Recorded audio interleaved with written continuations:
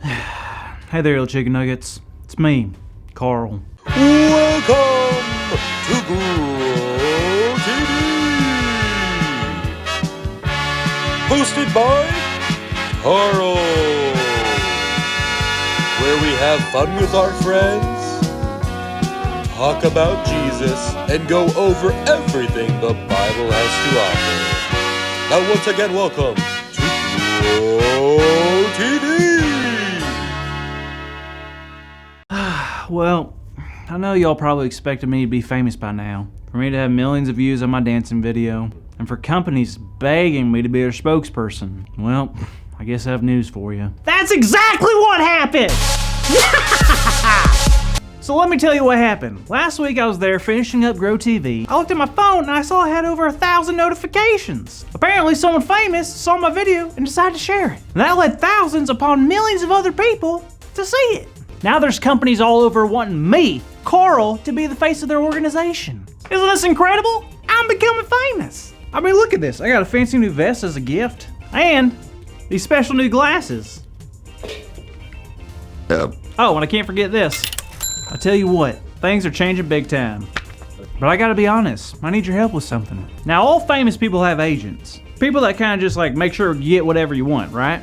So I got an agent. Come on in here, Sebastian. Hey there, cool Carl. How you doing, man? Good to see you. You're a rock star. Yeah. So tell me, how are you doing? I'm doing great. Hey, by the way, did I get that audition for that movie? Sharknado 3000, The Return of the Sea Otter? That's the one, yeah. Oh yeah, we're gonna get you in that for sure, as long as you don't mind getting eaten by a 2,000-pound stingray. Well, actually, I prefer it. Perfect, that's why I love you. Get the stingray ready. All right, Carl, hit me with it. What can I do for my biggest star? Well, I was curious, like, what kind of like stuff can I have? Is there like a budget or like a limit? Do turtles wish they could fly? I have no idea. They do not, okay? No budgets, no limits. Whatever your tiny little bearded heart wants, it gets, all right? Now hit me with it. Anything I want, huh? All right. Well, I guess I want a swimming pool with jello filled, a bathtub that's just filled with chicken nuggets, a lawnmower that can go underwater, a submarine that can drive on land, a deer that calls me Sir Winston, a talking deer. Is that it? How about an assistant that's only job is to slap mosquitoes off me? Oh, I have the perfect guy. His name is Slappin' Jimmy. You'll love him. Anything else? Nope, I think that's it. Great, I'll make it happen, okay? All right? Give me Slappin' Jimmy. I don't care if he's in the middle of surgery. I need him. Sebastian's crazy, but I love him. Wow, I can't believe it's really happening. I'm becoming famous, and I get to have whatever I want. Kind of reminds me of a Bible story. You know, it sounds a lot like today's story. Oh, hey, Andy.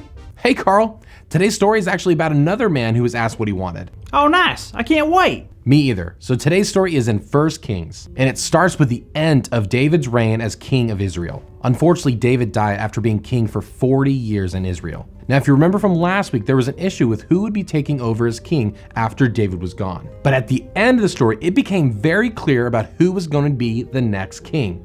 And the next king would be, drumroll please, Solomon!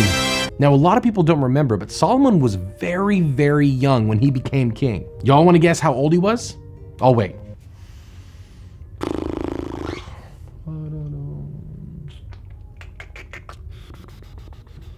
Got your guess? He was 12 years old. Now, I don't know about you, but I think when I was 12, I was rolling around in the dirt as a kid, pretending I was a carrot. So I could not have been a king. At all. But Solomon was. Now, when you think about what you would do as your first day as a king or a queen, you'd probably make some new laws first, right? Like everyone has to eat dessert first before they eat dinner, or no bedtimes before midnight, or maybe that every single person who is mean has to eat broccoli for a week. But you know what Solomon did first? He made sacrifices to honor God and his father. How cool is that? I think God was very happy that Solomon was king because when he was sleeping, God spoke to him in a dream. Solomon was asked what was something that he wanted from God. Now, Solomon could have asked for anything in the whole entire world. He could have asked for all of the land, or to be the richest man in the world, or to even be the biggest and strongest king on the planet. But you know what Solomon asked for? He asked for wisdom.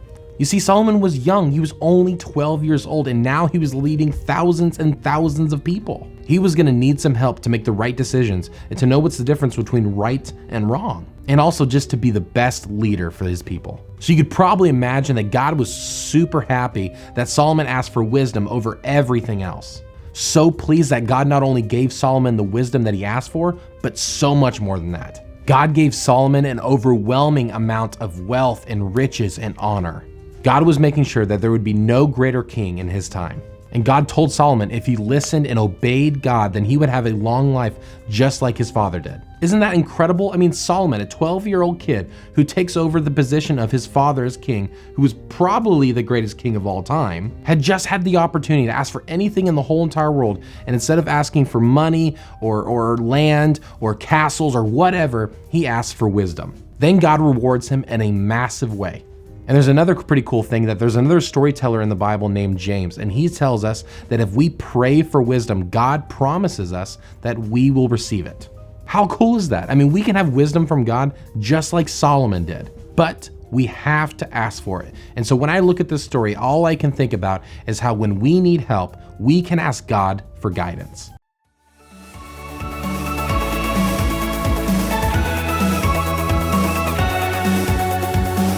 All right, you big stars. Our big idea today is when we need help, we can ask God for guidance. All right, now let's say it out loud on the count of 3. 1, 2, 3. When we need help, we can ask God for guidance. Great job, everyone. Isn't that just the best news ever? Speaking of needing help, Carl, how you doing? I'm a changed man. Nothing but caviar dreams and chicken nugget living from now on. I can't wait to see where this fame's gonna take me. Get excited, kids, because it's gonna be fun. Thank you for watching, and tune in next week for a new episode of Pro TV.